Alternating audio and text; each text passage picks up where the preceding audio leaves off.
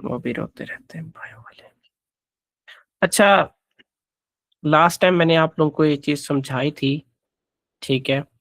मैं फिर भी एक दफा ये चीजें रिकॉल करवा देता हूँ, उसके बाद हम आगे चलते हैं। अच्छा बच्चों, न्यूक्लियर मैग्नेटिक रेजोनेंस स्पेक्ट्रोस्कोपी। अब होता सीधा सीधा मैं आप लोगों को ये बताऊं कि न्यूक्लियर का मतलब यहाँ पे न्यूक्लियस लिया जाएगा। न्यूक्लियर का क्या मतलब है, यहाँ पे क्या लिया जाएगा? न्यूक्लियस लिया जाएगा। और मैग्नेटिक का क्या मतलब है कि उसको मैग्नेटिक फील्ड में रखा जाएगा। इसमें रखा जाएगा। Magnetic field. Magnetic third field में। थर्ड में ये है कि जब आप उस पे रेडियो वेव्स अप्लाई करते हो, क्या अप्लाई करते हो? रेडियो वेव्स, तो वो क्या करता है? रेजोनेट करता है। वो क्या करता है? रेजोनेट करता है। अब उसके रेजोनेंस की बेस पे जब वो एक ऑर्बिटल से, मतलब ऑर्बिटल की बात कर रहा हूँ, कि वो एक जगह से फ्लिप होके दूसरी जगह पे जाता है और वहां से जब वापस आता है, तो उस दौरान रेडिएशंस जो रिलीज होती हैं, उन रेडिएशंस को क्या किया जाता है? एक स्पेक्ट्रम में, एक ग्राफ में मजबूत कर लिया जाता है। और इस टेक्निक को हम किसका नाम देते हैं? बोलो, बोलो। NMR spectroscopy. अच्छा जी, अब ये क्या करता है कि which deals with the study of interaction of electromagnetic radiations with matter in radio wave frequency region. मतलब 4 मेगाहर्ट्ज से 9 मेगाहर्ट्ज तक जो रेडियो वेव फ्रीक्वेंसी हैं वो अप्लाई की जाती हैं। और फिर जो ना उस मैटर का उस इलेक्ट्रोमैग्नेटिक रेडिएशन के साथ उसका इंटरेक्शन, उसका जो बिहेवियर है, उसको स्टडी करने के लिए हम इसको यूज करते हैं। अच्छा, अब जैसे कि हमने बात की कि ये कौन शो करते हैं, किसको यूज किया जाता है? न्यूक्लियस को यूज किया जाता है। तो अब वो न्यूक्लियाई जो क्या होते हैं कि एनएमआर में एक्टिव होते हैं या एनएमआर स्पेक्ट्रोस्कोपी देते हैं, उनको हम नाम देते हैं एनएमआर एक्टिव न्यूक्लियाई। किसका नाम देते हैं? NMR active nuclear. हाँ, कि the nuclei which contain odd number of proton और neutron when they are called spin active nuclei. कि भाई अगर उनमें ऑड नंबर ऑफ न्यूक्लियाई हैं, और sorry odd number of proton है या ऑड नंबर ऑफ न्यूट्रॉन है, या फिर आप बात कर लें कि उनका जो सम है वो ऑड हो। सम क्या हो? ऑड हो। अब जैसे कार्बन C13 की बात कर लें, तो इसमें प्रोटॉन क्या है? ऑड, इवन में है। तो इस केस में भी आप लोगों ने देखना है कि अगर आप इन दोनों का सम को निकालें तो वो किस में आए? ऑड में आए। तो अब 13 और 6 की अगर आप बात करें तो ये कितना होगा? कितना होगा? 19। तो अब ये जो सम जो 19 आ रहा है, तो ऐसे भी क्या होंगे? एनएमआर एक्टिव न्यूक्लियाई होंगे। बात क्लियर है? जी। अच्छा, अब like electron these nuclei also spin about its axis. कि वही जैसे भाई इलेक्ट्रॉन रोटेट करते हैं, सर्कुलेट करते हैं ऑर्बिट के अंदर, तो ये न्यूक्लियस भी अपने एक्सिस के इर्द गिर्द क्या होते हैं? स्पिन होते हैं। And generate it's on magnetic dipole movement. और जिसकी बेस पे वो क्या करते हैं? डाइपोल मूवमेंट या मैग्नेटिक डाइपोल मूवमेंट जनरेट करते हैं। अच्छा जी, अब वो कौन से हैं, मतलब जो एनएमआर एक्टिव हैं? तो वो हाइड्रोजन है, कार्बन है, इसी तरीके से फ्लोरीन है, एटसेट्रा। फास्फोरस की कल हमने बात की थी कि all having magnetic moments and can be observe by NMR. के एनएमआर में इनको ऑब्जर्व किया जाता है। अच्छा, बात क्लियर है यहाँ तक? बोले यस सर। कि अब NMR active nuclei have non zero nuclear spin. के वो जो न्यूक्लियर स्पिन क्वांटम नंबर है वो जीरो के इक्वल नहीं है। वो क्या है?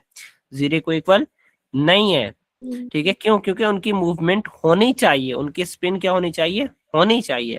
विच enables the nuclei to interact with external electromagnetic field. कि अगर उसकी स्पिन होगी तो ही वो क्या करेगा? एक्सटर्नल मैग्नेटिक फील्ड जब हम उस पर अप्लाई करेंगे, उसके साथ वो इंटरेक्ट करेगा, और इंटरेक्ट करेगा तो वो क्या प्रोड्यूस करेगा? एनएमआर सिग्नल प्रोड्यूस करेगा।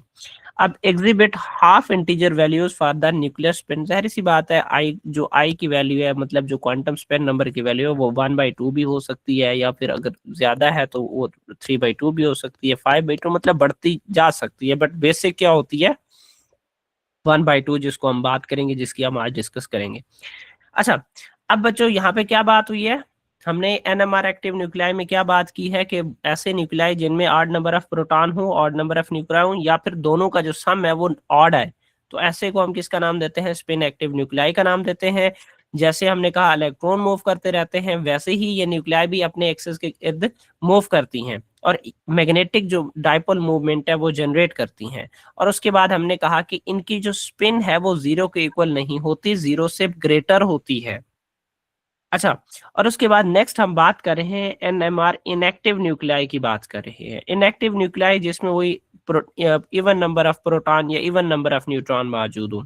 मतलब कार्बन 12 की बात कर लें, कार्बन 12 तो ये 6 हो गया, तो प्रोटॉन भी इवन है और कार्बन भी क्या है, इवन है।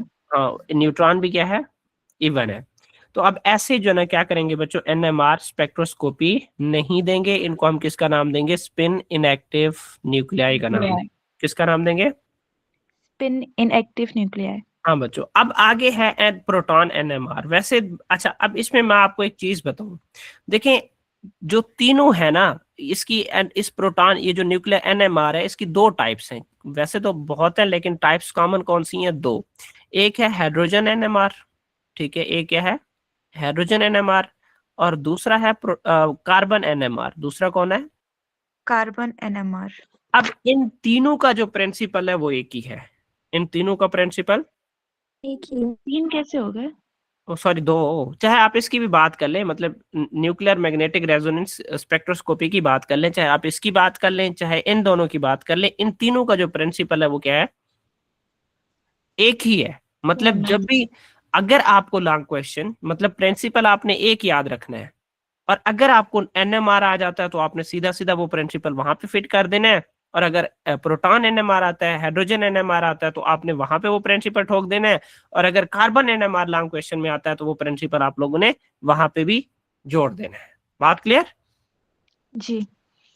चलो, अब प्रिंसिपल ये लिखी हुई है, ठीक है, ये प्रिंसिपल लिखी हुई है, जो कि मैं चाहता हूं कि पहले आप इस डायग्राम को समझें।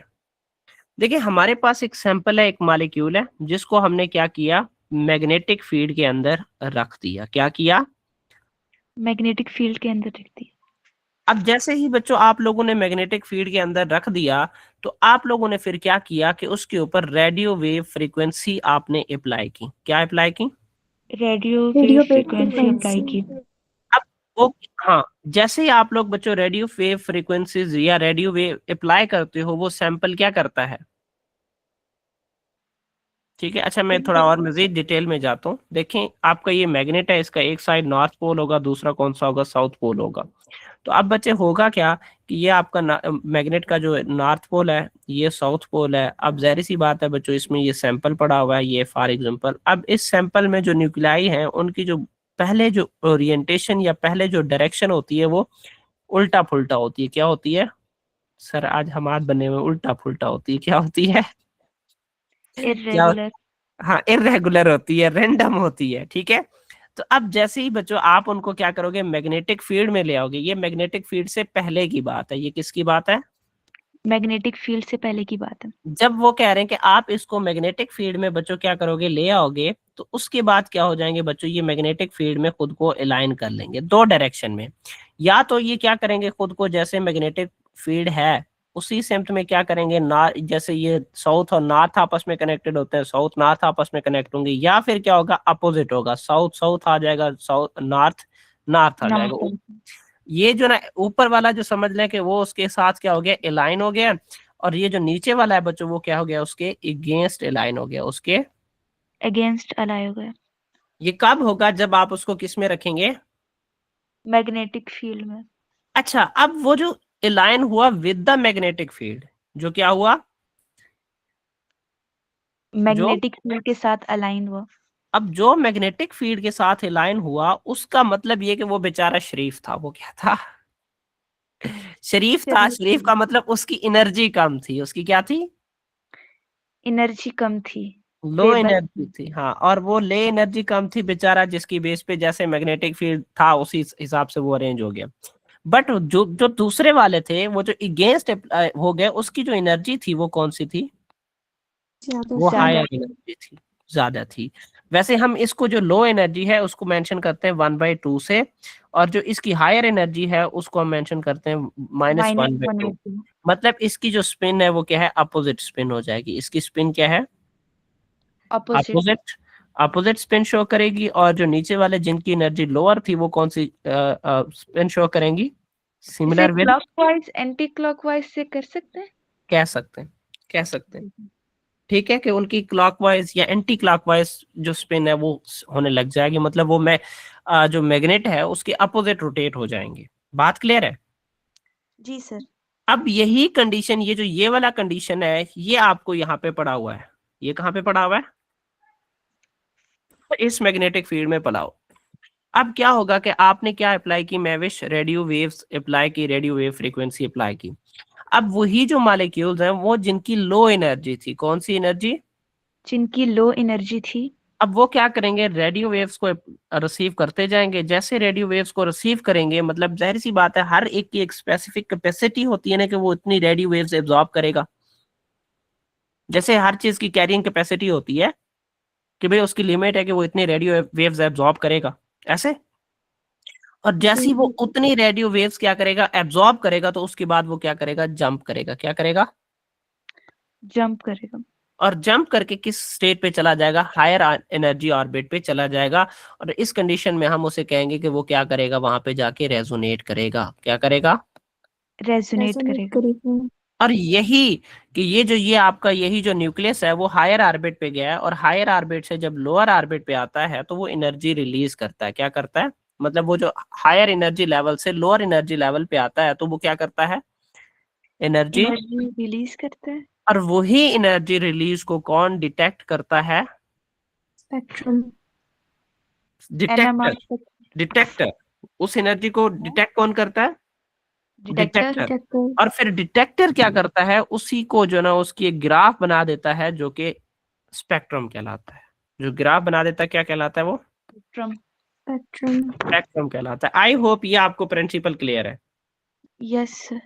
कि आप लोगों ने क्या किया कि वो जो सैंपल था उसको आप लोगों ने मैग्नेटिक फील्ड में रखा। उसमें कुछ ऐसे सैंपल में जो कुछ ऐसे न्यूक्लियाई थे वो मैग्नेटिक फील्ड के साथ अलाइन हो गए, और कुछ क्या हो गए, उसके अगेंस्ट अलाइन हो गए। अब क्या हुआ कि फिर आपने क्या किया, उसको आपने मतलब उसी सैंपल को मैग्नेटिक फील्ड में रखा हुआ था, फिर आप लोगों ने रेडियो वेव्स अप्लाई की। जैसे ही रेडियो वेव्स अप्लाई की तो उसके बाद क्या हुआ कि वो कुछ ऐसे मतलब जो न्यूक्लियाई थे वो लोअर एनर्जी पे थे, उन्होंने रेडियो वेव्स एब्जॉर्ब की। जैसे उन्होंने रेडियो वेव्स एब्जॉर्ब की, उन्होंने खुद को फ्लिप किया। क्या किया?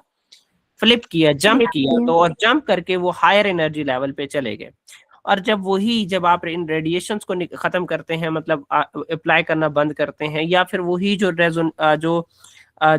न्यूक्लियाई है वो लोअर लेवल से हायर लेवल पे गया, जब वो वापस आता है तो वो एनर्जी को, जितनी एनर्जी उसने एब्जॉर्ब की थी, कि जैसे ये यहाँ पे रेडियो वेव्स पड़ी थी ना, कि जितनी इसने ये एनर्जी क्या की थी, एब्जॉर्ब की थी, फिर उतनी ही एनर्जी वो क्या करेगा, रिलीज करेगा। जैसे ही रिलीज करेगा, डिटेक्टर उस एनर्जी को डिटेक्ट करेंगे और उसका क्या कर लेंगे, स्पेक्ट्रम बना लेंगे। क्लियर है? जी सर। चलो जी, अब यही प्रिंसिपल बच्चों मैंने यहाँ पे लिखा हुआ है कि प्रोटॉन एनएमआर में, कि analytical technique use to determine the structure of organic molecule. Organic molecule के स्ट्रक्चर को डिटरमाइन करता है कैसे, कि by observing the magnetic behaviour of hydrogen nuclei. Proton NMR में बच्चे हम हाइड्रोजन की बात करेंगे। किसकी बात करेंगे? कि हाइड्रोजन का क्या बिहेवियर है। और इसी तरीके से जो कार्बन एनएमआर है उसमें हम किसके बिहेवियर की बात करेंगे, कार्बन की स्पेशली बात करेंगे। बात क्लियर है? जी सर।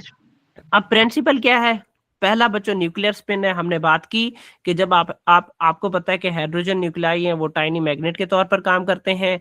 जैसे आप लोगों ने क्या किया, उनको एक एक्सटर्नल मैग्नेटिक फील्ड में अप्लाई किया, रखा, तो उसकी बेस पे क्या हुआ कि कुछ खुद को क्या कर गए, उसी के साथ अलाइन कर गए हैं, और कुछ उसके क्या हुए हैं, उसके अगेंस्ट चले गए। और अगेंस्ट जब चले गए हैं तो उन्होंने क्या कर दिए, दो एनर्जी लेवल बना दिए।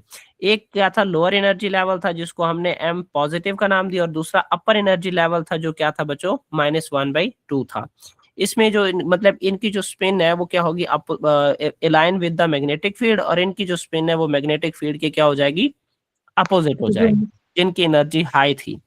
अब उसके बाद क्या होता है कि जब आप बच्चों उन पे रेडियो वेव्स रेडिएशन अप्लाई करते हो तो वो क्या करते हैं, जो प्रोटॉन है वो फ्लिप करते हैं बिटवीन एनर्जी स्टेट के, मतलब हायर लोअर एनर्जी से हायर एनर्जी पे चले गए और हायर एनर्जी से लोअर एनर्जी पे चले गए, तो वो फ्लिप करते रहते हैं। क्या करते रहते हैं? फ्लिप करना, जंप करना, मूव करना। ठीक है? अब उसके बाद क्या है कि फ्लिप करना एक किस्म का उनकी रेजोनेंस में आ जाता है, किसमें कि वो रेजोनेट करती हैं कि अब exact frequency required for this flip depend upon the proton electronic environment, कि वो प्रोटॉन किस कंडीशन में मौजूद है और उसको वहां से उठाने के लिए, उसके न्यूक्लियाई को उठाने के लिए कितनी एनर्जी देनी पड़ेगी, वो उसके एनवायरनमेंट पे डिपेंड करता है। किस पे डिपेंड करता है? एनवायरनमेंट पे। कि जैसा वहां पे एनवायरनमेंट है जिसमें वो मौजूद है, जितनी एनर्जी देनी उसी एनवायरनमेंट के हिसाब से उसको एनर्जी देनी पड़ेगी। अच्छा, अब होता क्या है कि भाई आपने प्रोटॉन को उठा दिया, फ्लिप करवा दिया, फ्लिप के बाद मतलब ये हायर स्टेट पे आ गया, यहाँ पे ऊपर वाले स्टेट पे। अब क्या होता है कि after excitation the nuclei return to their ground state, के वो ग्राउंड स्टेट पे क्या करते हैं, वापस आने की कोशिश करते हैं या वापस आते हैं। और इमिटिंग अ सिग्नल, कि वो क्या इमिट करते हैं, एक सिग्नल इमिट करते हैं जिसको हम नाम देते हैं फ्री इंडक्शन डिके। ये आपके बुक में नहीं लिखा हुआ कि वो जो सिग्नल इमिट करते हैं उसको हम नाम देते हैं फ्री इंडिकेशन डिके, और इसी को वो कन्वर्ट करते हैं किस में, स्पेक्ट्रम में, और किस मशीन के जरिए, वो फोरियर ट्रांसफॉर्म के जरिए। बात क्लियर है कि उन्होंने फ्री इंडक्शन डिके जो सिग्नल था वो क्या किया था, उन्होंने इमिट किया, वो जो एनर्जी थी वो इमिट की, और उसी को क्या किया जाता है बच्चों, स्पेक्ट्रम में क्या किया जाता है कि उसको स्पेक्ट्रम में कन्वर्ट किया जाता है। कौन सी डिवाइस को यूज करके, कौन सी मशीन को यूज करके, वो है फोरियर ट्रांसफॉर्म। बात क्लियर है? Yes sir. अच्छा, ये था प्रोटॉन एनएमआर का प्रिंसिपल। ये सारों का यही प्रिंसिपल होगा, ऑलमोस्ट सबका। अच्छा, अब उसके बाद है यूजेज ऑफ ड्यूटीरेटेड सॉल्वेंट, कि ड्यूटीरेटेड सॉल्वेंट को जब आप यूज करते हो, ठीक है, मतलब कुछ ड्यूटीरेटेड होते हैं, कुछ टेट्रामिथाइल सेलीन होते हैं। अब उसके पीछे वजह ये होता है कि आपको पता आपने केमिकल डाल दिया, आपने क्या कर दिया, केमिकल केमिकल का, डाल या दिया। आपने सैंपल डाल दिया। अब उस सैंपल में आपको पता है वाटर भी मौजूद होगा, होगा कि नहीं? और होगा। आप हाइड्रोजन एनएमआर की बात कर रहे हो, तो मतलब ये हाइड्रोजन भी तंग करेगा कि नहीं करेगा? करेगा। तो अब वाटर में मौजूद जो हाइड्रोजन है वो आपके इस बनने वाले स्पेक्ट्रम को चेंज कर सकता है, मुतासिर कर सकता है। अब इस वजह से हम क्या करते हैं, इन ड्यूटीरेटेड सॉल्वेंट का इस्तेमाल करते हैं। क्या करते हैं? ड्यूटीरेटेड सॉल्वेंट का इस्तेमाल करते हैं। हाँ, कि पर्पस क्या है कि to prevent the interference of solvent proton, कि आपका ये सॉल्वेंट है और ये इसका जो प्रोटॉन है हो सकता है कि ये उधर खलल डाल दे बीच में। तो अब इस चीज से प्रिवेंशन के लिए हम क्या करते हैं, ड्यूटीरेटेड सॉल्वेंट का इस्तेमाल करते हैं। अब ड्यूटीरेटेड वाटर भी हो सकता है, मतलब D2O, और इसी तरीके से ड्यूटीरेटेड एसीटोन भी हो सकता है, इनको यूज किया जाता है। और अगर ये ना हो, मतलब नॉन हाइड्रोजन आपका सॉल्वेंट है, मतलब वाटर नहीं है, वाटर के अलावा कोई और सॉल्वेंट यूज किए है, तो उसके लिए आप ये सीजियम सल्फाइड या फिर कार्बन टेट्राक्लोराइड को आप क्या करोगे, एज अ सॉल्वेंट के तौर पर क्या करोगे, यूज करोगे। बात क्लियर है? जी सर। अच्छा, अब उसके बाद भाई ये तो ठीक है, लेकिन हम कुछ और अप्लाई करते हैं। हम क्या करते हैं?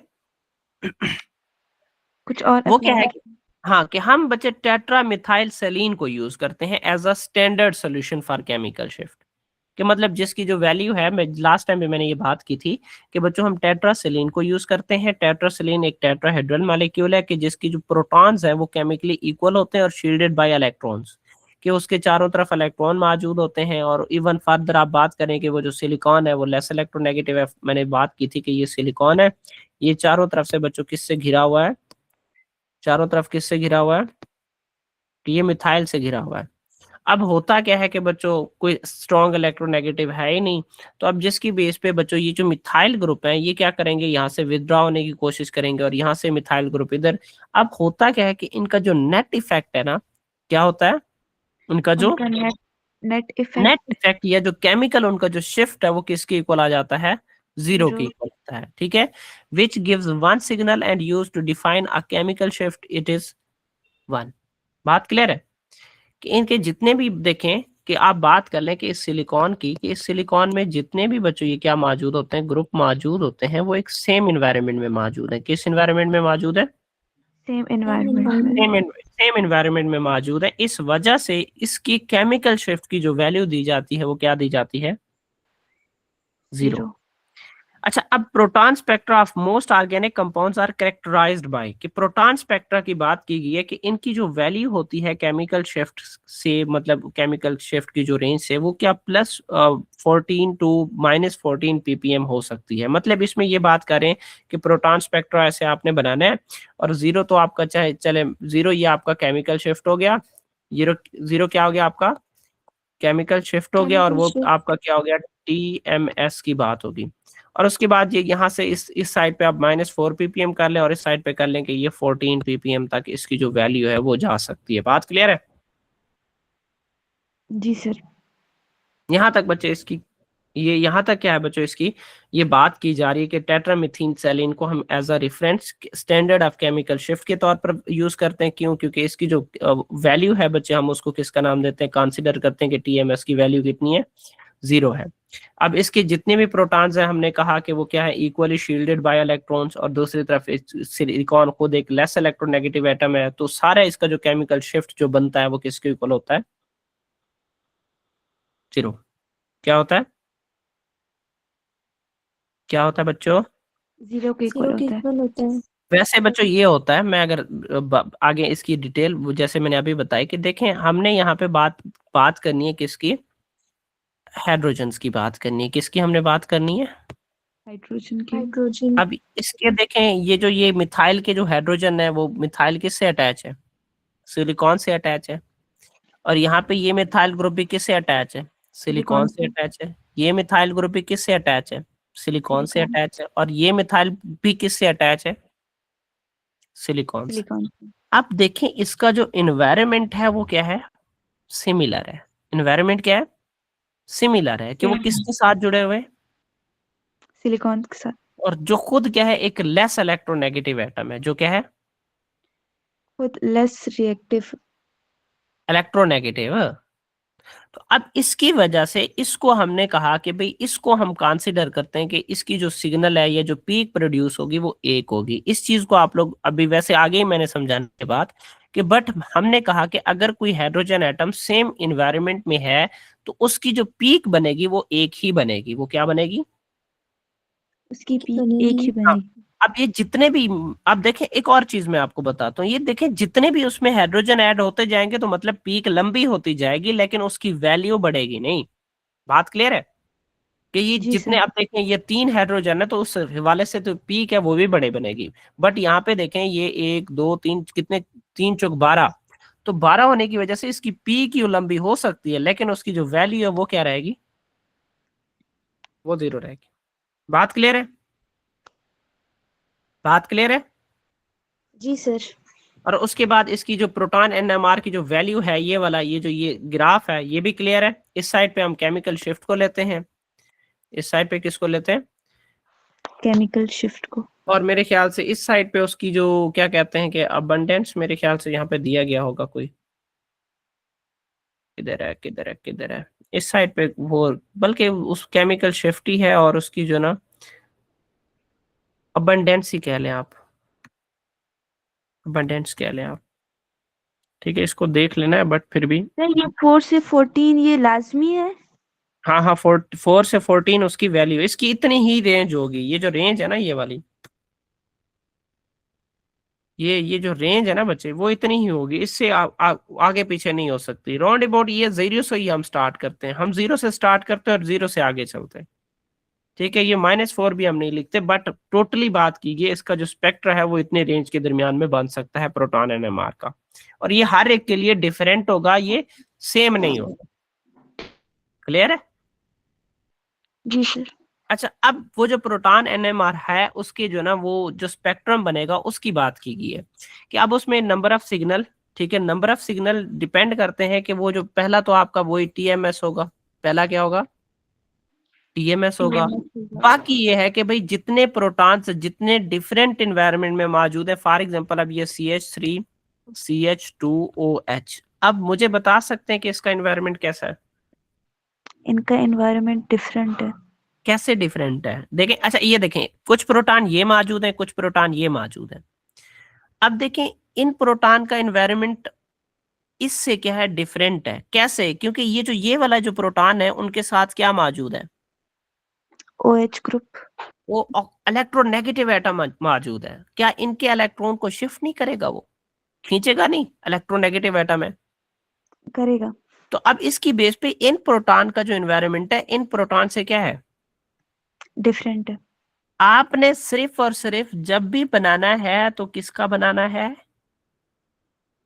पीक जब भी बनेगी तो किसकी बनेगी, सिर्फ और सिर्फ प्रोटॉन की। अब यहाँ पे कितने एटम है, मतलब एक ये वाला होगा एक ये वाला, तो अब 2 कार्बन है, 2 के साथ हाइड्रोजन है, तो पीक भी कितनी बनेगी, 2 बनेगी। 2 बनेगी। अगर इनका एनवायरनमेंट सेम होता तो पीक क्या बनती, 1 बनती। 1 बनती। बात क्लियर है। अब जैसे अगर मैं बात करूं ये CH3 और CH3 की, आप बताओ इसके पीक कितने बनेंगे, 1 ही बनेगा। 1 ही बनेगा। ये किस पे डिपेंड कर रहा है कि उनका इन्वायरमेंट कैसा है, कि वो प्रोटॉन किस इन्वायरमेंट में मौजूद है। अब जैसे मिथाइल उसका अलग इन्वायरमेंट है, इसका अलग इन्वायरमेंट है। तो अब देखें, मैंने कहा मिथाइल के साथ कितने बच्चों हाइड्रोजन अटैच है, 3 है। इसके साथ मिथाइल के साथ कितने हाइड्रोजन अटैच है, 3। 3। और 3 हाइड्रोजन अटैच है, ठीक है, मैंने पहले लिख दिया भाई ये 3 हाइड्रोजन यहाँ पे इसके आ गए। 3 हाइड्रोजन के हवाले से मैंने इसकी पीक भी बना दी कि ये आपका क्या आ गया, मिथाइल आ गया। और उसके बाद आपका सेकंड आया ये। अच्छा, अब मैं एक चीज समझाता हूँ कि मैंने मिथाइल को पहले क्यों लिखा और बाद में मिथाइलिन को क्यों लिखा। अब इसके पीछे वजह ये है कि देखो कि मिथाइलिन के साथ मौजूद था इलेक्ट्रोनेगेटिव एटम। क्या मौजूद था, इलेक्ट्रोनेगेटिव एटम। अब इलेक्ट्रोनेगेटिव एटम ने इसके इलेक्ट्रॉन को खींचना शुरू कर दिया। क्या कर दिया, इलेक्ट्रॉन को अपनी तरफ खींचना शुरू कर दिया। सीधी सीधी बात यह है कि ऑक्सीजन ने हाइड्रोजन के बाल खींचने शुरू कर दिए, जैसे बाल खींचे वो गंजा हो गया। क्या हो गया, हाइड्रोजन क्या हो गया, बोलो, हेलो, हाइड्रोजन क्या हो गया है, गंजा हो गया है। अब मुझे ये बताओ कि गंजे के सर पे गर्मी में धूप ज्यादा नहीं लगेगी,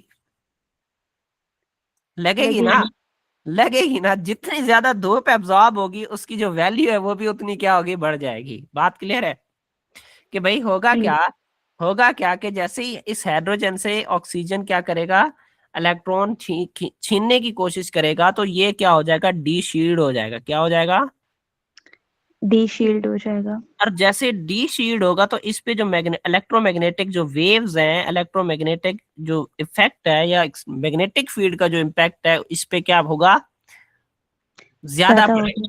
जैसे ज्यादा होगी तो इससे जो इसकी वैल्यू है वो क्या होगी, बढ़ जाएगी।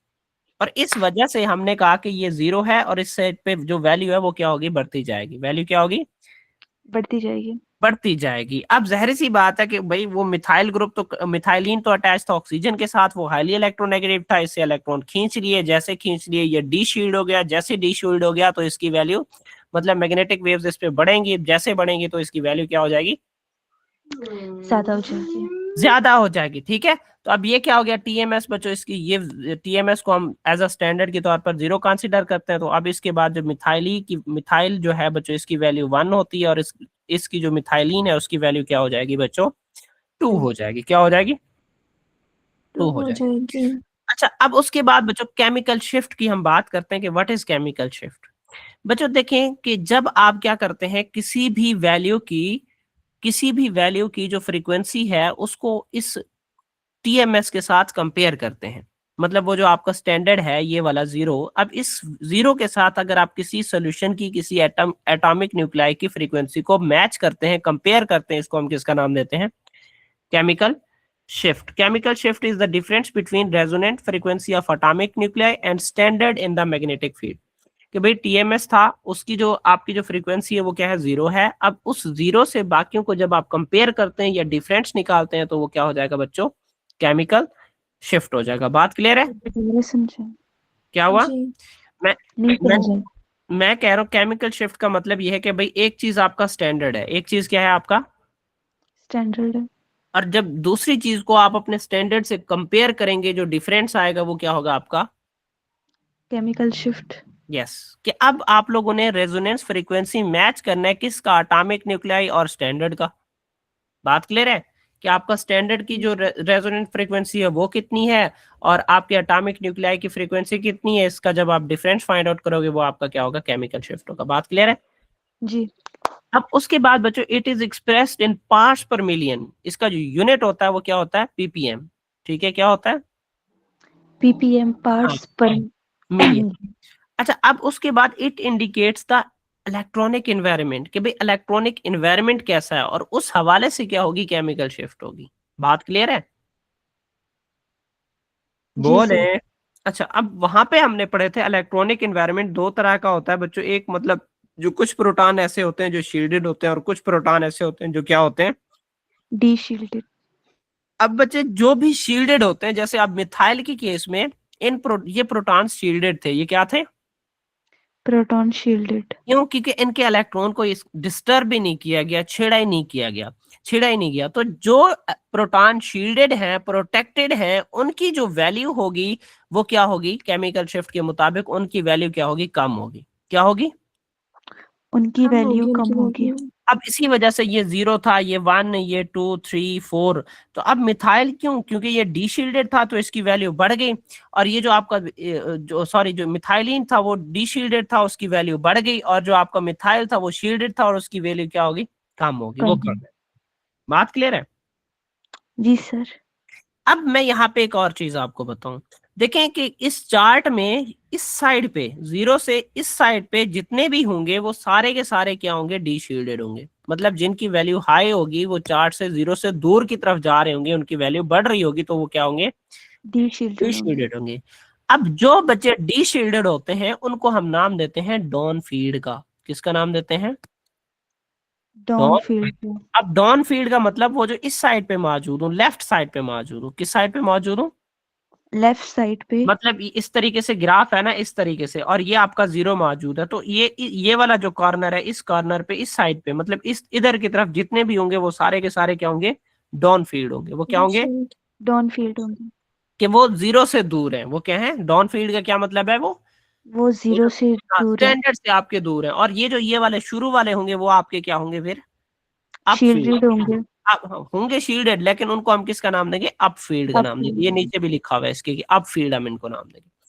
कि आपके जो ये 0 है, इसके जो राइट साइड पे हो वो सारे के सारे जिनकी जो पीपीएम की वैल्यू है वो कम होगी, जैसे ये 1, 2, 3, 4, 5, 6, कि जिनकी पीपीएम की वैल्यू कम होगी, जो राइट साइड पे होंगे वो क्या होंगे, शील्डेड प्रोटॉन्स होंगे, और उनको हम आप उसकी जो रीजन है उसको आप फील्ड का नाम देंगे। और जो दूसरी तरफ जो मतलब लेफ्ट साइड पे है, जिनकी वैल्यू ज्यादा होगी, पीपीएम की वैल्यू ज्यादा होगी, उसको हम किसका नाम देंगे, डाउन फील्ड का। डॉन फील्ड का नाम देंगे। और प्रोटॉन को किसका नाम देंगे, बोलो, शील्डेड प्रोटॉन। Yes, yes. अच्छा, अब इसी वजह से वो कह रहा है कि जो मोर इलेक्ट्रोनेगेटिव एटम जैसे ऑक्सीजन है, नाइट्रोजन है, वो डॉन फील्ड के तौर पर अपेयर होते हैं, लेफ्ट साइड पे बच्चों शो होते हैं। क्यों, उनके जो पीपीएम की वैल्यू है वो क्या होती है, वो ज्यादा होती है। ज्यादा होती है, ज्यादा होती है, ज्यादा होती है, ज्यादा होती है, ज्यादा होती है। जबरदस्त हो गया। अच्छा, आगे है बच्चों इंटीग्रेशन। आगे क्या है, बोलो इंटीग्रेशन। बच्चे, आगे क्या है, पढ़ना है हमें इंटीग्रेशन। अच्छा, एक मिनट, पूरा पढ़ना है आज। मेरा तो दिल था पूरा पढ़े, अब क्या करें, मैं तो थक गया हूँ इसी चैप्टर को ले लेके, पूरा ही नहीं होता ये चैप्टर। ये देखें, मुश्किल इस है। चैप्टर मुझे इसको देख देख के इतना मुझे याद हो गया, इतना रट गया है, कसम से मैं क्या बताऊं। अच्छा, अब ये चले प्रोटॉन एनएमआर अभी करते हैं, वो जो दूसरा कार्बन है वो रात को कर लेंगे, ठीक है। बस थोड़ा सा रह गया, 2 स्लाइडें रह गई इसकी, बल्कि ज्यादा ही है, बल्कि यहाँ से इंटीग्रेशन से हम बाद में स्टार्ट करते हैं, ठीक है। जी ठीक है। हाँ जी, बल्कि इंटीग्रेशन को हम पढ़ते हैं आगे, इसकी एग्जांपल है वो कल से बाद में करेंगे, ठीक है। इंटीग्रेशन को मेन पॉइंट को पढ़ लेते हैं, उसके बाद जो इसकी एग्जांपल है वो हम रात को करेंगे। अच्छा, अब उसके बाद बच्चों इंटीग्रेशन है। इंटीग्रेशन क्या है कि नंबर ऑफ पीक्स, इंटीग्रेशन में क्या कहा जाता है कि number of peaks tell you the number of hydrogen atom, कि ये जो आपको ये शो हो रहा है, इसमें ये जो पीक मेंशन कर रहा है कि ये जितने पीक है तो मतलब वहां पे क्या होंगे, उतने ही हाइड्रोजन होंगे। और वो भी हाइड्रोजन किस में होंगे, डिफरेंट एनवायरनमेंट में। सर ये क्यों, तो ऐसे अजीब अजीब से लिखे हुए तो दिख ही नहीं रहे कि कितने पीक्स हैं।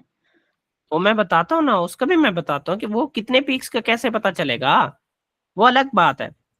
ठीक है, अब देखें बच्चे कि ये दो पीक बने हैं, मेजर दो पीक हैं, आपने इनको नहीं, इनकी बात नहीं करनी, ये जो ये है इनकी बात नहीं करनी, आपका मेजर पीक ये है।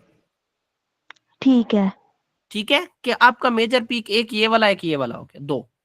अब इस दो का क्या मतलब है कि यहाँ पे जो हाइड्रोजन है वो क्या है, डिफरेंट इन्वायरमेंट में, हाइड्रोजन क्या है, डिफरेंट एनवायरनमेंट में। और अगर वो हाइड्रोजन सेम एनवायरनमेंट में है, अगर वो, तो पीक एक होती है। तो पीक एक होगी, उस पीक की जो स्ट्रेंथ है वो बढ़ेगी। बात क्लियर जी। है कि अगर हाइड्रोजन क्या है, सेम एनवायरनमेंट में है, तो वो क्या करेगा, वो क्या मेंशन करेगा कि नंबर ऑफ हाइड्रोजन वो उन हर इन्वायरमेंट में कितने, के ये ratio of these areas under the peak, कि ये जो रेशियो है इसकी जो ये पीक की है वो क्या डिटरमाइन करता है कि the ratio of hydrogen atom in each these environment, कि उस इन्वायरमेंट में कितने हाइड्रोजन है। अच्छा, ये साथ में इस बात को भी लिया है कि वो जो इस एरिया में ये जो कितना जो ये एरिया शो कर रहा है ये वाला, इसमें मेंशन करता है कि इसमें कितने हाइड्रोजन यहाँ पे लोकेटेड है। बट हम बात कर रहे हैं कि भाई जितने उसमें हाइड्रोजन मौजूद होंगे उसकी जो पीक की जो लेंथ है वो क्या होगी, उतनी बड़ी होती जाएगी। अब यही चीज देखें आगे क्या लिखा हुआ है कि जो मिथाइल ग्रुप है उसमें कितने हाइड्रोजन अटैच है, 3। 3। तो उसकी जो पीक है वो 3 टाइम्स लार्जर होगी बनस्पत किसके, मेथीन के, बनस्पत किसके। मीथेन के। तो ये जो CH मेथीन है उसकी बनस्पत इसकी जो पीक है वो कितने टाइम्स ज्यादा होगी, 3 टाइम। क्यों ज्यादा होगी, क्योंकि उसमें हाइड्रोजन एटम्स आते हैं। ज्यादा है। बस अब ये बचे आगे जो ना इसकी क्या है, ये स्पेक्ट्रम ऑफ इथाइल क्लोराइड है, मतलब उस स्पेक्ट्रम को हम पढ़ेंगे, फिर स्पेक्ट्रम ऑफ बेंजीन है, और उसके बाद फिर मल्टीप्लिसिटी है, जहाँ के जिसके बाद प्रोटॉन एनएमआर खत्म हो जाता है। तो अब ये जो एग्जांपल है ये हम बाद में पढ़ेंगे, और एग्जांपल के साथ जो कार्बन एनएमआर है वो भी आज हम पढ़ेंगे। आज हम इसको खत्म करके रहते हैं, आज हम इसको नहीं छोड़ेंगे। बात क्लियर है? जी जी। बस ठीक है, फिलहाल जी, आपको अल्लाह इजाजत हाफिज। है, फिलहाल बच्चों आपको इजाजत है। सर फिजिक्स का हो गया था ना? फिजिक्स का हो गया था, तुम नहीं थी ना। खत्म हो गया या नहीं? हो गया हो गया, ठीक है। शेयर कर देता हूँ उसका लेक्चर।